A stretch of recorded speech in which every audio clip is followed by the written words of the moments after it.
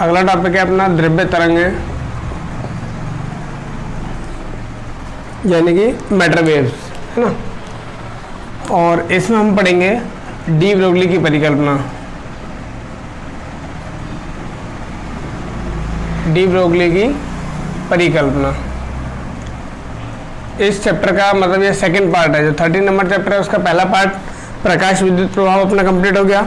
उसका दूसरा प्रभाव क्या है, द्रव्य तरंग है। और इसमें हमको जो डिटेल में पढ़ना है वो क्या है, डी ब्रोगली की परिकल्पना। ठीक है, देखिए जब आपको प्रकाश की प्रकृति समझाई थी, याद होगी आपको प्रकाश की प्रकृति, जब स्टार्टिंग इस चैप्टर की स्टार्टिंग में प्रकाश की, और जब प्रकृति पर हम लोगों ने चर्चा की थी कि क्या है प्रकाश की प्रकृति, किस तरीके से प्रकाश की परिभाषित होती है, कौन सी प्रकृति मानी जाती है, तो उस टाइम पे आपने देखा कि सर्वप्रथम जो है प्रकाश की प्रकृति के लिए किसने बताया था, इससे पहले भी थे मतलब, लेकिन उनका कोई ज़्यादा योगदान था नहीं। इसलिए मोस्टली जो है वो कहाँ से स्टार्ट किया जाता है, न्यूटन से।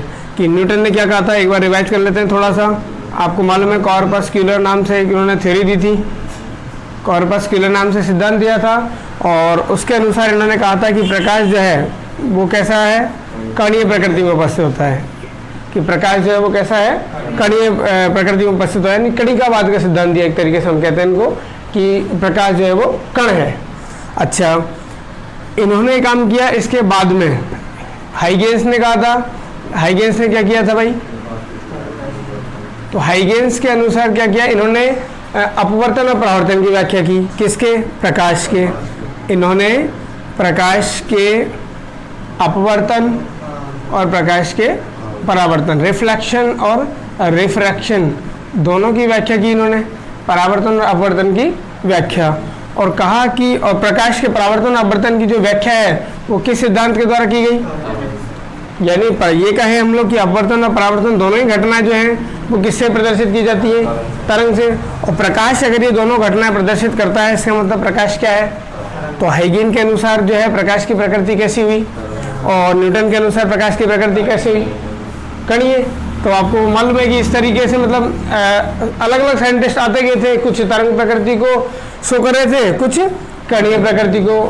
तो कणीय प्रकृति के द्वारा भी कुछ घटनाएं समझाई जा रही थी। कणीय प्रकृति भी गलत नहीं है कि कणीय प्रकृति के द्वारा प्रकाश विद्युत प्रभाव, आपको मालूम है हमने इसकी असफलता के कारण भी देख लिए कि प्रकाश विद्युत प्रभाव को तरंग सिद्धांत किस तरीके से नहीं समझा पाता है।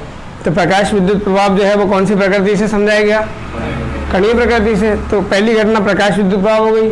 और हम याद करें जैसे रमण प्रभाव आपको बताया गया था कि रमण प्रभाव जो है ये प्रकाश की कौन सी घटना पर आधारित है, और कॉम्पटन प्रभाव इसको हम लोग कौन सी घटना से समझाएंगे या कौन सी प्रकृति से समझाएंगे भाई, कणीय प्रकृति से। तो कुछ घटनाएं समझाई जा रही थी किससे, प्रकाश की कणीय प्रकृति से।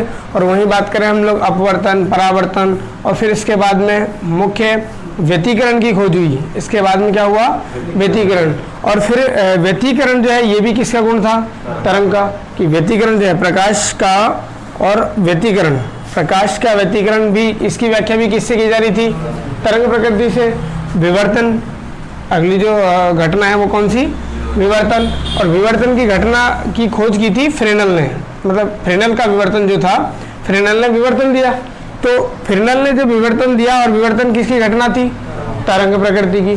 तो परावर्तन हो गया, अपवर्तन हो गया, विवर्तन हो गया, व्यतिकरण हो गया, ये सारी घटनाएं जो है वो कौन सी प्रकृति से समझाई जा रही है, तो तरंग प्रकृति भी कुछ घटनाओं को समझा रही है, और कणीय प्रकृति भी कुछ घटनाओं को समझा रही है। इसके बाद में इधर जैसे एक और देख लें हम लोग, आपको मालूम है ध्रुवण, एक और घटना कौन सी थी, ध्रुवण, जो हम लोग चैप्टर नंबर 12 में इन तीनों घटनाओं को डिटेल में पढ़ेंगे, व्यतिकरण, विवर्तन और ध्रुवण को। चैप्टर नंबर 12 में इन तीनों की डिटेल है, बहुत डिटेल में पढ़ेंगे। अब ध्रुवण की खोज भी किसने की थी, फ्रेनल ने।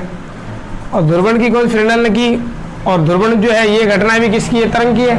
और इस घटना के बाद में एक नंबर के लिए एक और याद रखना कि फ्रेनल ने ध्रुवण की खोज की थी।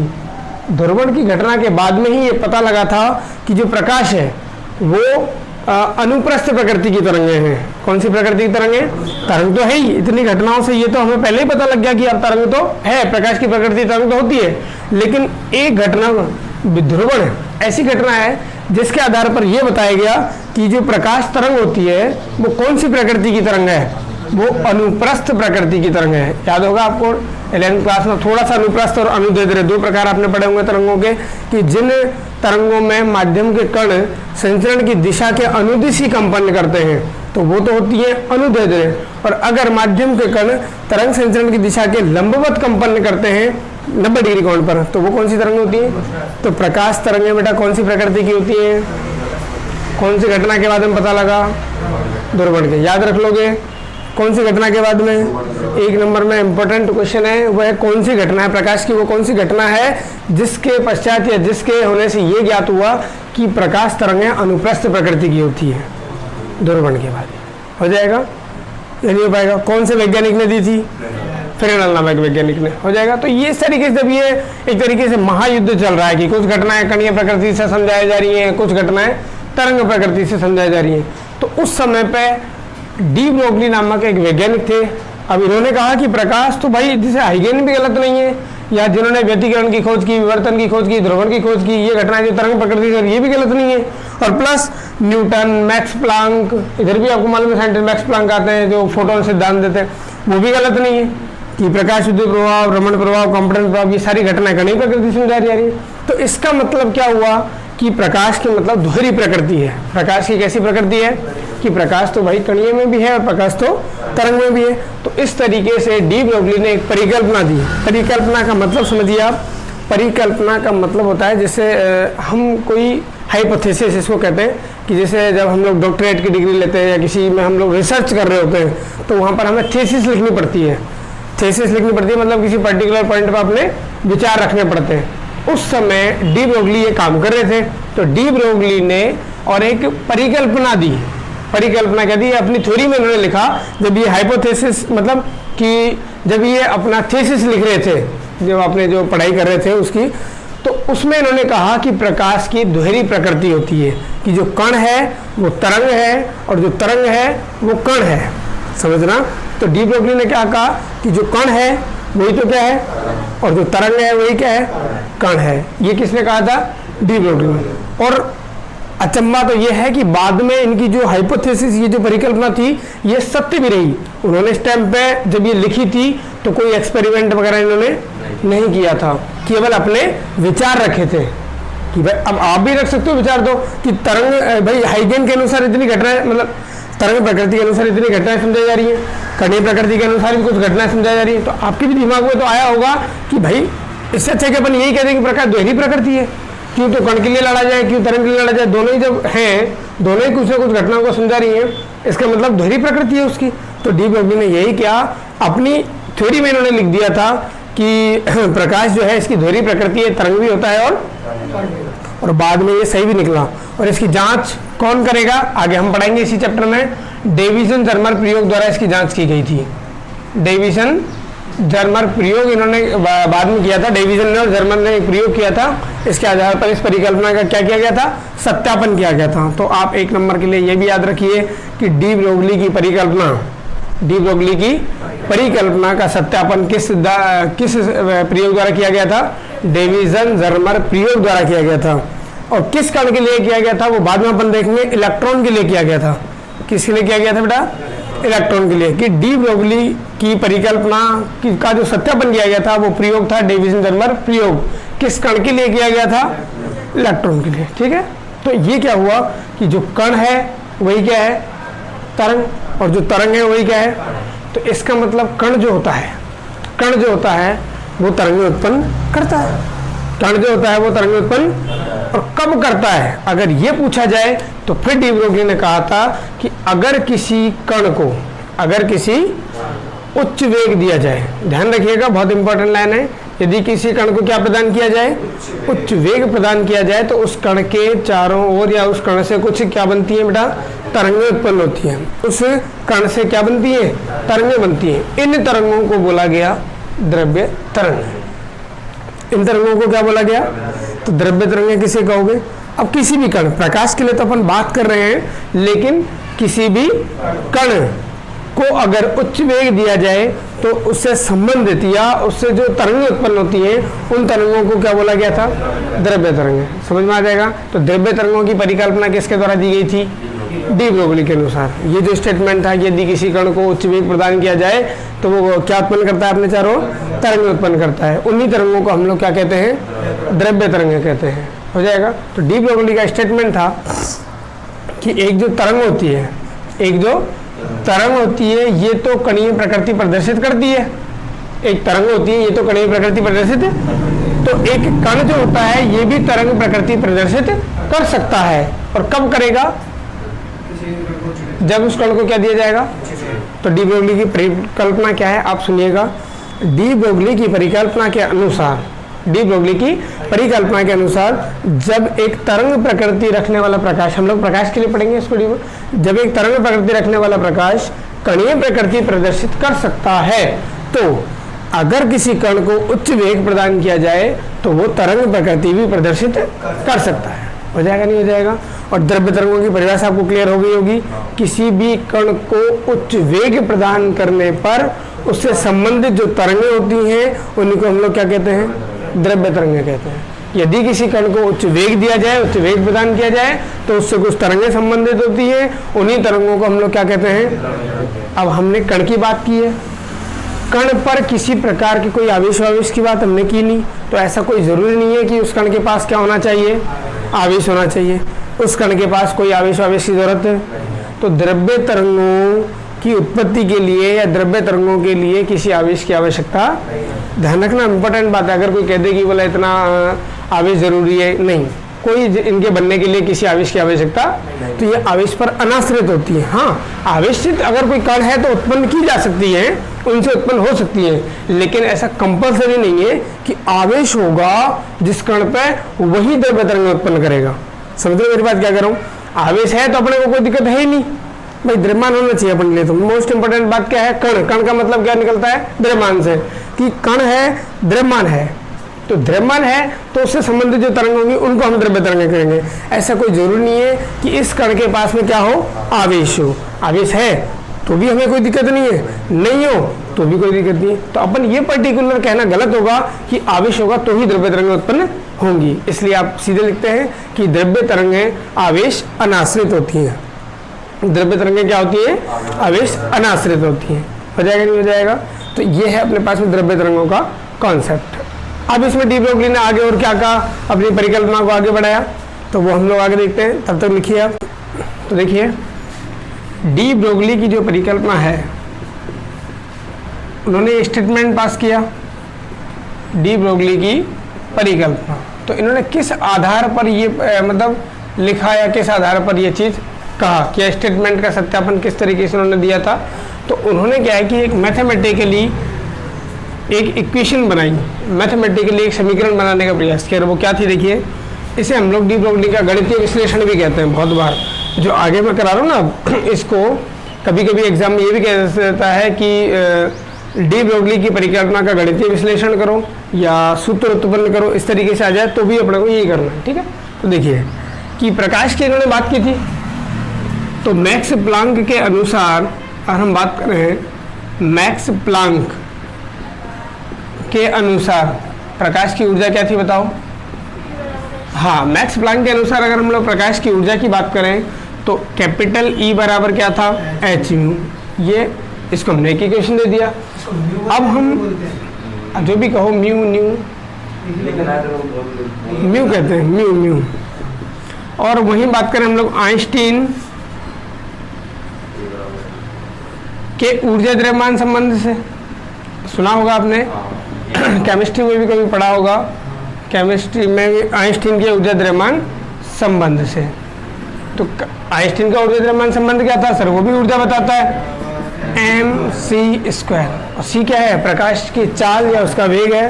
3 × 10⁸ मीटर उच्च वेग है, नहीं है उच्च वेग है तो किसी कण m द्रव्यमान हो गया। कण का मतलब कौन बता रहा है, उसका m द्रव्यमान हो गया। और c² मतलब हमने उसको उच्च वेग दे दिया, तो उसके पास एनर्जी आ गई। तो ये हमने मान लीजिए c² से मल्टीप्लाई किया, मतलब प्रकाश के लिए हो गया। एक तरीके से हम लोग ये कहें कि m क्या है, प्रकाश का गतिज द्रव्यमान मान लिया, और c² जो है अपने पास में क्या है, प्रकाश की चाल हो गई निर्वात के अंदर।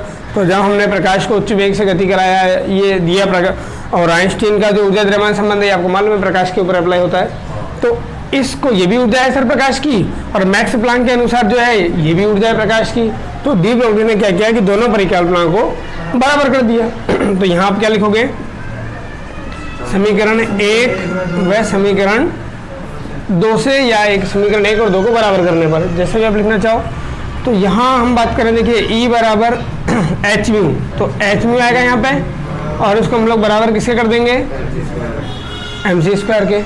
अब आपको चूंकि मालूम है कि म्यू आवृत्ति जो होती है ये सी अपॉन में क्या होता है, लैम्बडा। तरंग दैर्ध्य के रूप में अगर हम लोग इसको लिखेंगे तो सी अपॉन में क्या हो जाएगा, तो यहाँ से H C upon lambda equal to M C square. और सी स्क्वायर को अगर मैं सी इंटू सी लिख दूँ तो कोई प्रॉब्लम नहीं होनी चाहिए। यहाँ मैंने एक सी से एक सी क्या कर दिया, कैंसिल कर दिया। तो यहाँ क्या बचेगा, यहाँ एच अपॉन में लैम्बडा इक्वल टू क्या रहेगा भाई, एम सी। कोई प्रॉब्लम है क्या, अगर लैम्बडा को उधर ले जाऊँ तो लैम्बडा एच के डिवाइड में कौन आ जाएगा, एम सी। क्लियर है। अब एच क्या है, तो एच आपको मालूम है प्लांक नियतांक है। एच क्या है, प्लांक नियतांक है। ठीक है, इसकी वैल्यू, वैसे तो इसकी वैल्यू हम जो पढ़ते हैं 6.626 इंटू 10⁻⁻⁴, बाकी तो अभी भी निकाली जा रही है कि एक्चुअल वैल्यू क्या है। तो 6.626 इंटू 10⁻⁻⁻ का जूल प्रति, जूल इंटू सेकेंड होता है, और बटे में लेना है तो हर टच रहेगा। ठीक है, ये बताया था आपको, जूल इंटू सेकेंड लिख सकते हो आप। ठीक है, तो ये एच हो गया, एच की वैल्यू अपने को याद रखनी है। एम क्या है सर, तो एम जो भी आपका कण है उसका द्रव्यमान है। लेकिन अभी हम प्रकाश की बात कर रहे हैं, तो ये प्रकाश या फिर हम कहें फोटोन का क्या है, गतिक द्रव्यमान है। विराम द्रव्यमान तो आपको मालूम है 0 बताया गया था आपको। प्रकाश या फोटोन का कौन सा द्रव्यमान हो जाएगा, ये गतिक द्रव्यमान हो जाएगा। ठीक है, चलिए बहुत बढ़िया। और वहीं हम बात करें सी प्रकाश की चाल है, निर्वात में प्रकाश की, निर्वात में प्रकाश की क्या हो गई है, ये प्रकाश या फोटोन की चाल। अच्छा, वैल्यू क्या होती है इसकी, तो ये भी अपने को मालूम है 3 × 10⁸ मीटर पर सेकेंड ये वैल्यू होती है। तो इधर का तो अपने को सब वैल्यू पता लग गई, केवल अपने को क्या देगा क्वेश्चन के अंदर, एम। और एम क्या है भाई, द्रव्यमान है। अच्छा, द्रव्यमान को आप कण कह सकते हो क्या, द्रव्यमान एक तरीके से कौन सी प्रकृति को प्रदर्शित कर रहा है, कणीय प्रकृति को। किसके पास द्रव्यमान होता है, कण के पास होता है। अच्छा, लैम्बडा क्या है, तरंग दैर्ध्य। लैम्बडा क्या है, तरंग दैर्ध्य। तो ये क्या है, एक तरीके से तरंग प्रकृति। ये कौन सी प्रकृति को प्रदर्शित कर रहा है, तो एक ही सूत्र में तरंग भी आ गया और क्या आ गया भाई, कण भी आ गया। इसका मतलब जो तरंग है वही क्या है, कण है, और जो कण है वही क्या है, समझ में आ गया। तो डी ब्रोगली की परिकल्पना जो थी, उन्होंने स्टेटमेंट जो दिया था कि अगर एक तरंग प्रकृति रखने वाला प्रकाश कणीय प्रकृति प्रदर्शित कर सकता है, तो कणीय प्रकृति रखने वाला प्रकाश भी तरंग प्रकृति प्रदर्शित जब उसे उच्च वेग प्रदान किया जाए। तो कोई प्रॉब्लम है क्या, ये आपको फॉर्मूला जो है ये किसके ऊपर अप्लाई होता है, प्रकाश या फोटोन पर अप्लाई होता है। इस बात का ध्यान रखिएगा, प्रकाश या फोटोन पर अप्लाई होता है। कभी भी आपसे प्रकाश या फोटोन के लिए लैम्बडा पूछा जाए कि अगर उसका द्रव्यमान दे दे आपको, तो कर पाओगे, नहीं कर पाओगे, हो जाएगा, नहीं हो पाएगा। चलिए बहुत बढ़िया, ये प्रकाश और फोटोन के लिए आप हो गया। इसी को अगर मैं थोड़ा सा और कन्वर्ट करूँ, देखिए अगर आपने पढ़ा है थोड़ा सा 11th क्लास में कि संवेग बराबर होता है द्रव्यमान इंटू वेग। संवेग को पीछे दिखाते हैं, तो संवेग बराबर क्या होता है, द्रव्यमान इंटू एम। द्रव्यमान है और सी क्या है, प्रकाश की चाल या वेग होगा एक तरीके से। तो द्रव्यमान और वेग को अगर मल्टीप्लाई करूंगा तो क्या निकल के आएगा, पी, यानी कि संवेग। तो क्या यहाँ पर एम सी की जगह हम लोग क्या नहीं पुट कर सकते, पी पुट कर दें। तो यहाँ से लैम्बडा बराबर क्या आ जाएगा, एच अपॉन में पी। लैम्बडा बराबर क्या मिलेगा, एच अपॉन में, और पी क्या है, संवेग। पी क्या है, पी क्या है, और संवेग भी कौन सी प्रकृति को रिप्रेजेंट करता है, कणीय प्रकृति को। देखा ना, मैकेनिक्स में पढ़ा था 11th क्लास की में, कण को उच्च वेग मतलब वेग दे दो तो द्रव्यमान और वेग के गुणनफल को क्या कहते हैं, संवेग कहते हैं। ये था, तो संवेग आगे कणीय प्रकृति और लैम्बडा आगे आपकी तरंग प्रकृति। तो कभी आपसे प्रकाश के लिए बात की जाए, प्रकाश का संवेग दे दे तो तरंग दैर्ध्य निकाल दोगे, तरंग दे दे तो संवेग निकाल दोगे। मतलब संवेग दे दिया तो कणीय दे दी, और लैम्बडा निकाल रहे हो, नहीं तरंग निकाल रहे हो। तरंग दे दिया, अब तरंग दैर्ध्य दे दी, और संवेग निकलवा रहा है, इसका मतलब आपसे तरंग दे करके कणीय निकलवा रहा है। तो कोई प्रॉब्लम होगी क्या? तो ये फॉर्मूला प्रकाश के लिए आप याद कर लोगे, नहीं कर पाओगे। लैम्बडा बराबर h/p और लैम्बडा बराबर h/mc। यही क्या है आपकी डी ब्रोगली की परिकल्पना। किसके लिए? प्रकाश के लिए। अब हम इसको किसी कण के लिए कन्वर्ट करते हैं। कैसे करेंगे? तो c की जगह ओनली v पुट कर दो। c की जगह क्या पुट करना है? कण को हम 3 × 10⁸ मीटर प्रति सेकंड प्रकाश की चाल के बराबर वेग नहीं दे सकते। बहुत ज़्यादा वेग है, आपको मालूम है, बहुत ज़्यादा वेग है। और आइंस्टीन का तो शायद इसके ऊपर क्या था, चैलेंज भी था कि दुनिया के अंदर दुनिया में इससे तीव्र गति से चलने वाला कण नहीं खोजा जाएगा। 3 × 10⁸ मीटर प्रति सेकंड, तो बहुत ज़्यादा वेग है। तो हम ये बात नहीं कर सकते कि किसी कण को c वेग दे दें। तो कण का द्रव्यमान अगर हमने m मान लिया और कण के लिए अगर हम ये फॉर्मूला लगाएंगे तो लैम्बडा बराबर उस समय मुझे h/m द्रव्यमान और इनटू क्या करना पड़ेगा भाई, v लिखना पड़ेगा। और v यहाँ पर क्या है? कण को दिया गया उच्च वेग। कण को दिया गया क्या है? उच्च। तो यहाँ पर हम किसी कण के लिए भी तरंग दैर्ध्य निकाल सकते हैं कि m द्रव्यमान के किसी कण को अगर v उच्च वेग से आपने गति कराया है तो उसके चारों ओर क्या उत्पन्न होगी? तरंग। उस तरंग की तरंग दैर्ध्य निकालनी हो तो कोई प्रॉब्लम होगी क्या? और जो तरंग उत्पन्न नहीं है वो कौन सी तरंग है भाई? द्रव्य तरंग। तो एक तरीके से द्रव्य तरंग की तरंग दैर्ध्य आ गई, नहीं आ गई? तो द्रव्य तरंग की तरंग दैर्ध्य निकाल पाओगे, नहीं निकाल पाओगे? इसी फॉर्मूले को अगर बाद में मैं लैम्बडा बराबर h/p लिख दूं तो मुझे लगता है कोई प्रॉब्लम नहीं होगी। कण के लिए संवेग का काम कौन करेगा? द्रव्यमान इनटू वेग mv। तो लैम्बडा बराबर h/p, तो संवेग दे दे तो भी द्रव्य तरंग की तरंग दैर्ध्य निकाल पाओगे, नहीं निकाल पाओगे? किसी प्रकार का कोई डाउट किसी को? h/p में क्या हो जाएगा? p हो जाएगा। ठीक है, हो सकता है। तो ये अपनी है कंप्लीट डी ब्रोगली की परिकल्पना। आगे हम इस फॉर्मूले को आगे एक्सटेंड करेंगे। ये तो संवेग के रूप में आ गया, वेग के रूप में आ गया, ये प्रकाश के लिए हो गया। आगे हम बात करेंगे इसको गतिज ऊर्जा के रूप में, विभवांतर के रूप में। बहुत इंटरेस्टिंग है, छापिए इसको। देखो डी ब्रोगली परिकल्पना पे जो न्यूमेरिकल आता है अपना, कि न्यूमेरिकल पोर्शन किस तरीके से बनता है। तो न्यूमेरिकल पोर्शन के लिए अपने को 2-3 चीज़ें याद रखनी पड़ेंगी। ज़्यादातर आपको जो क्वेश्चन आता है वो 4 कणों के लिए आता है, तो उनके द्रव्यमान और उनके आवेश आपको याद रखने पड़ेंगे, जैसे इलेक्ट्रॉन और प्रोटॉन, इलेक्ट्रॉन, प्रोटॉन, न्यूट्रॉन और अल्फा कण। ये 4 पार्टिकल आपको याद रखने पड़ेंगे, ठीक है। या इनका द्रव्यमान कितना होता है, क्योंकि इन्हीं से मोस्टली आपका क्वेश्चन बनता है, इलेक्ट्रॉन, प्रोटॉन, न्यूट्रॉन और अल्फा कण का। तो अगर हम लोग बात करते हैं द्रव्यमान की, पहले अगर हम लोग बात करें किसकी, द्रव्यमान, तो इलेक्ट्रॉन का द्रव्यमान आप लोग जानते हो, उसको हम लोग किससे रिप्रेजेंट करते हैं, me से, और ये होता है 9.1 × 10⁻³ किलोग्राम। कोई दिक्कत नहीं है। प्रोटॉन का द्रव्यमान होता है, एक प्रोटॉन की बात हो रही है, 1.67 × 10⁻27। ये तो हमें सर पहले से ही याद था, अब बताने की आवश्यकता नहीं थी। तो देखिए यहाँ पर इन दोनों में रिलेशन अपने को बताना है, इनमें संबंध क्या होता है।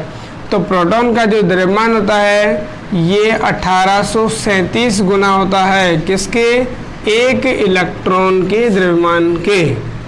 एक प्रोटॉन का द्रव्यमान एक इलेक्ट्रॉन के द्रव्यमान के 1837 गुना होता है। तो कभी हम अगर mp को me के रूप में लिखना होगा तो अपन ये लिख देंगे, ठीक। अब ड्यूट्रॉन की अगर बात करें तो ड्यूट्रॉन है क्या, हाइड्रोजन का दूसरा समस्थानिक, याद है आपको, ड्यूटेरियम। हाइड्रोजन का दूसरा जो समस्थानिक है, क्या नाम है उसका, ड्यूटेरियम, ठीक है। ये है आपके पास में क्या, ड्यूट्रॉन। तो इसकी अगर हम लोग बात करें तो इसका द्रव्यमान कितना होता है, तो इसका नाभिक, ड्यूट्रॉन का, ड्यूटेरियम का मतलब नाभिक होता है ड्यूट्रॉन। हाइड्रोजन के 3 समस्थानिक थे, प्रोटियम, ड्यूटेरियम और ट्राइटियम। तो सेकंड वाला है 1H2 वाला, उसका नाभिक है कौन, ड्यूट्रॉन। उसका नाभिक क्या है, ड्यूट्रॉन, ठीक। तो उसमें द्रव्यमान कितना, तो वैसे नाभिक की बात करेंगे तो इसके अंदर एक प्रोटॉन है और एक क्या है, न्यूट्रॉन है। एक प्रोटॉन और एक प्रोटॉन और न्यूट्रॉन का द्रव्यमान लगभग किसके बराबर माना जाता है, प्रोटॉन के। तो मैं कह सकता हूँ इस तरीके से, अगर न्यूट्रॉन को भी प्रोटॉन के द्रव्यमान मान लिया जाए बराबर, तो कितने प्रोटॉन हो गए एक तरीके से, तो द्रव्यमान 2 प्रोटॉन के द्रव्यमान के बराबर। द्रव्यमान क्या होता है बेटा इसका, 2 प्रोटॉन के द्रव्यमान के बराबर हो जाएगा। तो कभी हमें md को mp के रूप में लिखना होगा तो लिख देंगे, या नहीं लिख पाएंगे। और कभी अगर इस md को हमें me के रूप में लिखना होगा तो सर 2 × mp का वैल्यू बेटा क्या होता है me के रूप में, तो इसमें कोई दिक्कत आपको आएगी क्या लिखने में, बताइए? नहीं आ पाएगी। चलिए, अल्फा कण की अगर हम लोग बात करते हैं तो अल्फा कण क्या होता है? अल्फा कण होता है सर हीलियम का नाभिक। अल्फा कण होता है हीलियम का नाभिक। ध्यान रखिएगा, ये तो होता है हाइड्रोजन का जो सेकंड समस्थानिक है ड्यूटेरियम, ड्यूटेरियम उसका नाभिक होता है, और ये किसका होता है? हीलियम का नाभिक। इसका फॉर्मूला अगर बात करूं तो 2He4, ये तो हुआ हीलियम, और अगर इसमें से 2 इलेक्ट्रॉनों को बाहर निकाल दिया तो ये बन गया हीलियम का नाभिक, यानी कि अल्फा कण। इलेक्ट्रॉन नहीं है इसमें, ठीक है? इलेक्ट्रॉन नहीं है, इसका मतलब कितने प्रोटॉन है सर? 2 तो प्रोटॉन है और 2 ही इसके अंदर न्यूट्रॉन है। तो टोटल कितने पार्टिकल हो गए? और इलेक्ट्रॉन सॉरी न्यूट्रॉन और प्रोटॉन का द्रव्यमान लगभग बराबर माना गया है। तो इसका द्रव्यमान की अगर बात करूंगा तो वो द्रव्यमान होगा सर 4 MP के बराबर। आ जाएगा समझ में? अच्छा, और अगर इलेक्ट्रॉन के रूप में लिखना चाहेंगे सर तो क्या होगा? 4 × 1837 ME। कोई दिक्कत आएगी क्या, बताओ? अगर कभी MD और MP M अल्फा को लिखना पड़ जाए आपको तो फिर कैसे लिखोगे? तो देखिए एक बार, M अल्फा बराबर हमने देखा 4 MP है। अगर मैं इस 4 को 2 × 2 MP लिख दूं तो कोई प्रॉब्लम होगी क्या, बताओ? 4 को मैंने 2 × 2 लिख दिया तो कोई दिक्कत है क्या? नहीं है सर। तो M अल्फा बराबर, अब जो 2 MP है, क्या आप इस 2 MP की जगह MD नहीं ले सकते? तो 2 आपका एजिटेज रहेगा, MD लिख सकते हो। मतलब अल्फा कण का जो द्रव्यमान है वो ड्यूटेरियम के द्रव्यमान का क्या होता है? 2 गुना होता है, और प्रोटॉन के द्रव्यमान का कितना होता है? 4 गुना होता है। समझ में आ जाएगा? तो ये तो होगी अपने पास द्रव्यमान की बात, इंपॉर्टेंट है, आपको याद रखना पड़ेगा न्यूमेरिकल अगर चाहते हो करना तो। अच्छा, दूसरी बात हमारे पास किसकी करनी है अपने को? आवेश की। तो इलेक्ट्रॉन का आवेश आप लोग बचपन से जानते हो सर, QE से रिप्रेजेंट करते हैं 1.6 × 10⁻⁻⁹ कूलाम। ये आवेश होता है इलेक्ट्रॉन पर। प्रोटॉन की अगर बात करते हैं सर तो प्रोटॉन के ऊपर भी आवेश का मान इलेक्ट्रॉन के आवेश के क्या होता है? समान ही होता है। मान की बात कर रहे हैं, प्रकृति क्या होती है? इलेक्ट्रॉन की माइनस और प्रोटॉन की प्लस। वहीं ड्यूट्रॉन की बात करें तो ड्यूट्रॉन मैंने कहा ड्यूटेरियम का नाभिक। अब नाभिक में 1 प्रोटॉन और 1 न्यूट्रॉन, तो न्यूट्रॉन तो भाग लेने वाला है नहीं आवेश के। न्यूट्रॉन पर कितना आवेश होता है? 0। तो आवेश किसकी वजह से आएगा? केवल प्रोटॉन की वजह से, और 1 प्रोटॉन की वजह से। तो कितना आएगा?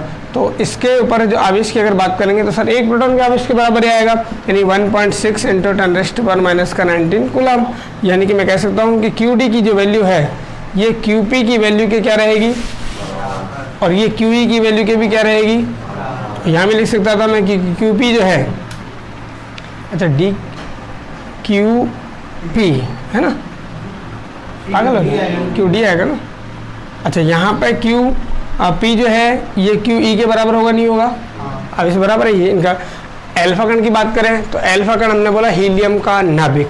अब नाभिक में 2 प्रोटॉन और 2 न्यूट्रॉन, दोनों न्यूट्रॉनों पर कोई आवेश, किस पर आवेश है? प्रोटॉनों पर।